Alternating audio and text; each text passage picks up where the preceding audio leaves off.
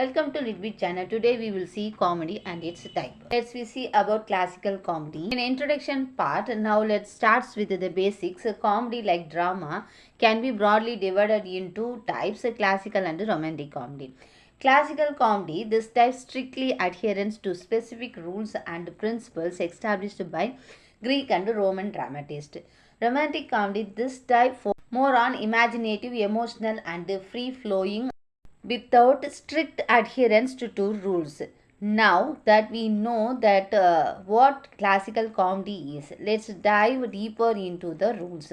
Classical comedy follows the guidelines laid out by ancient masters like Plato, Terence and Aristophanes. Here are some key rules.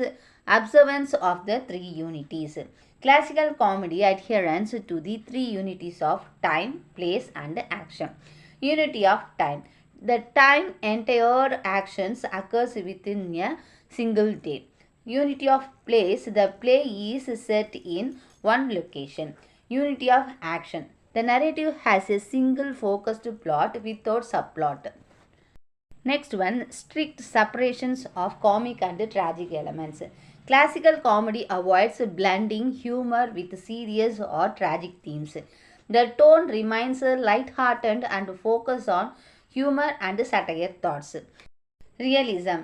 The plays depict the everyday, familiar lives of ordinary people. They avoid fantastical elements and focus on real-life situations to make the critic relatable. Next one, corrective and satire aim. The purpose of classical comedy is to expose and ridicule human folly, weakness or satirical vice. It criticizes people to provoke reflections and reform rather than simply entertain. Now, let's talk about some of the ancient masters of classical comedy. Aristophanes, he is a ancient Greece known for his satirical works like The Clouds and The Frogs, which target politics and satirical norms. Plato and Terence, ancient Rome, adapted Greek comedic tradition. Plautus focused on exaggerated humor and facial situation. Terence emphasized moral depth and character-driven narrative. Next, we will see Ben Jonson, the English exponent of classical comedy. Ben Jonson, a younger contemporary of Shakespeare, is the most noted English exponent of classical comedy.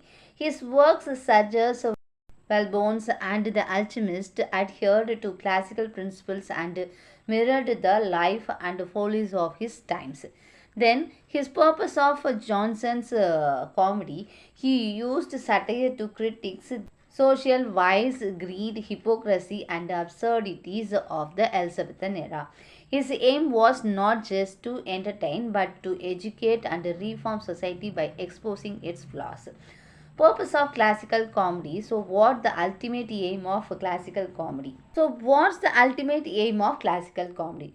To correct societal behavior by making people laugh at their flaws. Classical comedy encourage reflections and improvement. Its approach is didactic and reformative, serving as a mirror to society.